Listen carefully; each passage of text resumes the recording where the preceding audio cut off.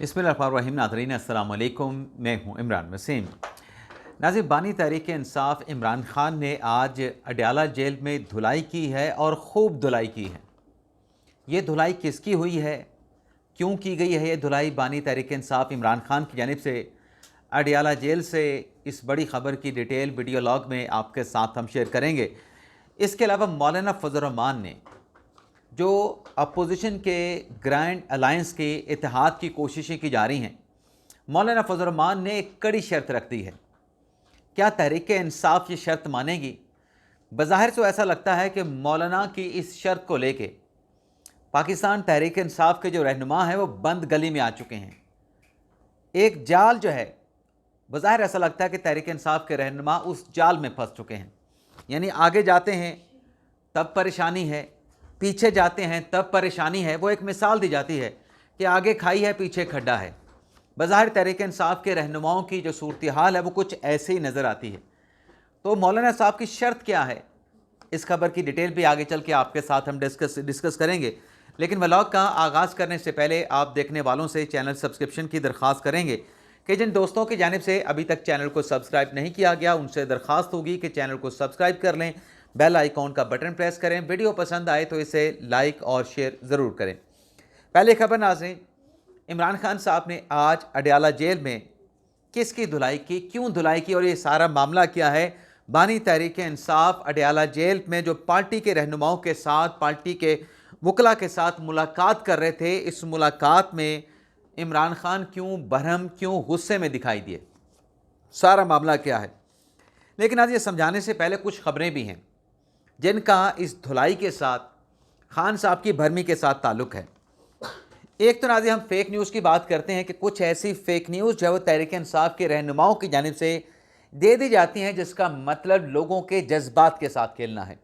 और वो लोग कौन होते हैं? पाकिस्तान तहरीक इंसाफ के अपने वोटर सपोर्टर होते हैं, इमरान खान साहब के चाहने वाले होते हैं। उनके जज्बात के साथ फेक न्यूज़ सोशल मीडिया और मीडिया पे दे के जो है वो खेला जाता है। अब वो फेक न्यूज़ क्या होती है उसकी एक मिसाल मैं आपके सामने रखने जा रहा हूँ कि बैरिस्टर सैफ साहब ने आज स्टेटमेंट दिया कि बानी तहरीक इंसाफ इमरान खान को ना रोज़े में, अफ्तार के वक्त और ना ही सहरी के वक्त कुछ दिया जाता है, ना इमरान खान को कुछ दिया जाता है और ना ही बुशरा बीबी साहबा को कुछ फराहम किया जाता है। अब नाज़रीन, बैरिस्टर सैफ KP हुकूमत के तर्जुमान हैं, बड़े अहम ओहदे पे हैं और साथ में उन्होंने ये भी कहा कि मुलाकातों पे भी, बानी PTI के साथ मुलाकातों पर भी पाबंदी लगा दी गई है।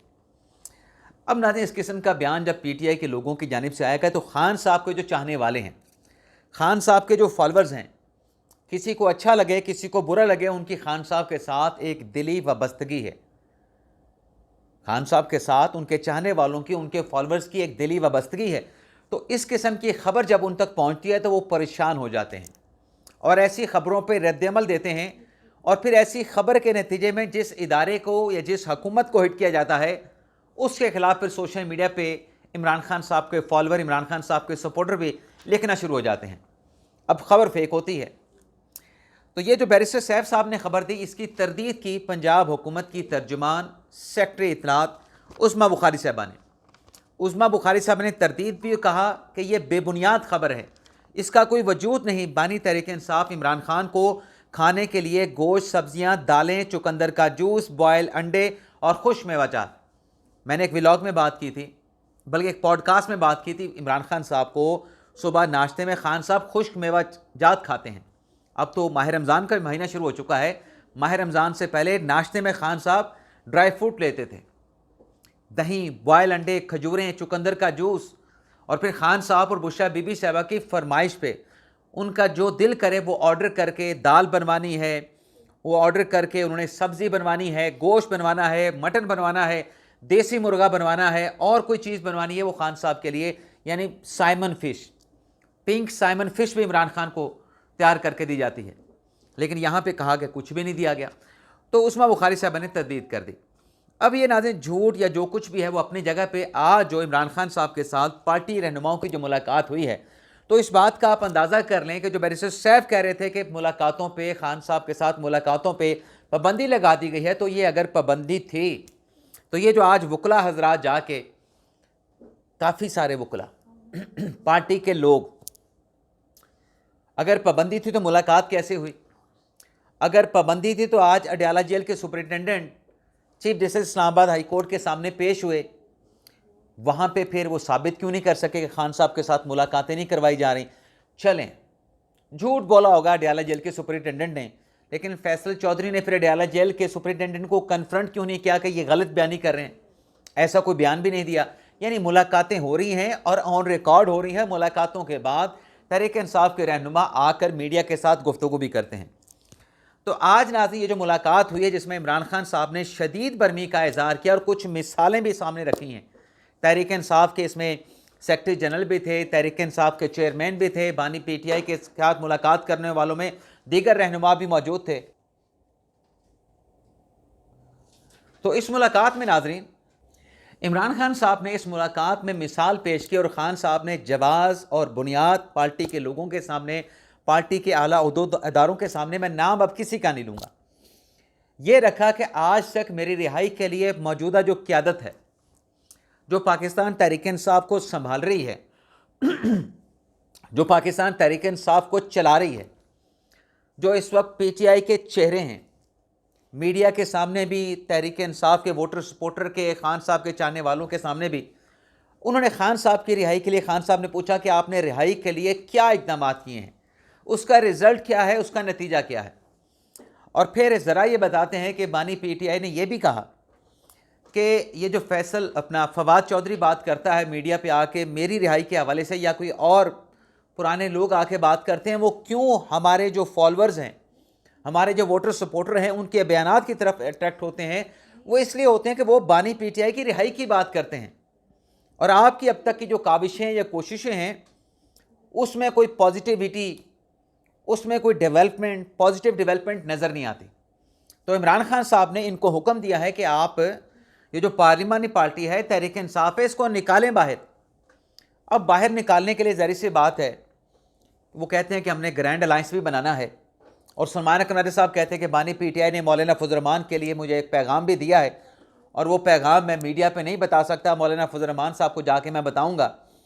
लेकिन इमरान खान साहब का फोकस ये है कि पार्टी को तो एटलीस्ट आप निकालें, ये इत्तेहाद को बनाने की बात करें। खान साहब इस बात पे हैं। खान साहब का ये भी फैसला है कि ग्रैंड अलायंस होना चाहिए, लेकिन खान साहब कहते हैं कि पहले पार्टी तो मुतहरिक हो, पार्टी तो बाहर नज़र आए, पार्लिमानी पार्टी भी नज़र आए, सिर्फ कारकुनान और वर्कर नहीं जो मेरे टिकट पे, पार्टी के टिकट पे या पार्टी की सपोर्ट के साथ इमरान खान के नाम के साथ जीते हैं, वो अडयाला जेल के बाहर आया करें ना, यहाँ पे बातचीत करें ना, ज़रा प्रोटेस्ट करें ना, यहाँ पे आके एहतजाज करें ना, यहाँ पे आके मीडिया के साथ टॉक करें ना, मौक़िफ़ पार्टी का अडयाला जेल के बाहर आके मीडिया के सामने रखें ना।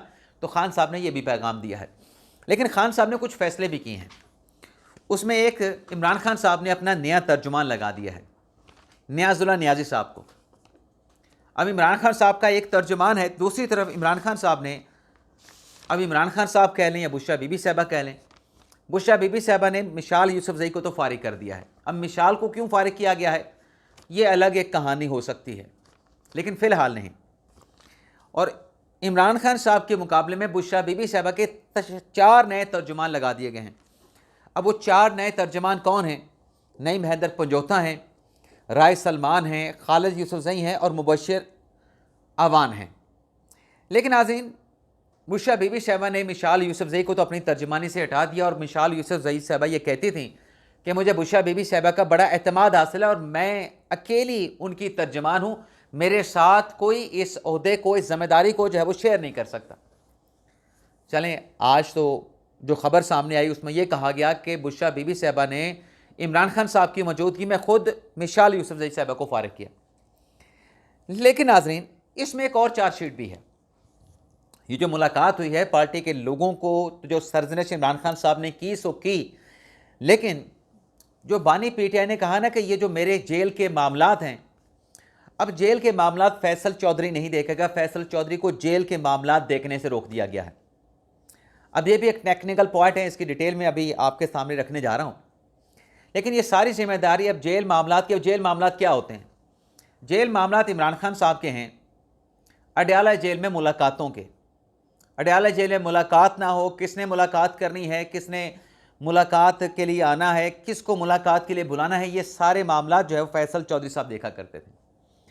लेकिन अब यह हुआ कि फैसल चौधरी साहब को इस जिम्मेदारी से हटा दिया गया है और इस हवाले से जो भी कोई पटिशन है वो कहा गया है कि वो पटिशन चौधरी ज़हीर अब्बास के सपोर्ट कर दी जाए, उसके हवाले कर दी जाए। और इस खबर की तस्दीक सलमान अकरम राजा साहब ने भी कर दी है। अब नाज़रीन, ये भी तहरीक इंसाफ की जो लीगल टीम है, जिसमें सलमान अकरम राजा, जिसमें बैरिस्टर अली ज़फ़र, जिसमें और इंतज़ार पंजोथा, नईम हैदर पंजोथा और बाकी लोग शामिल हैं, अब यह उनके खिलाफ भी इमरान खान साहब की एक चार्जशीट है। क्यों चार्जशीट है?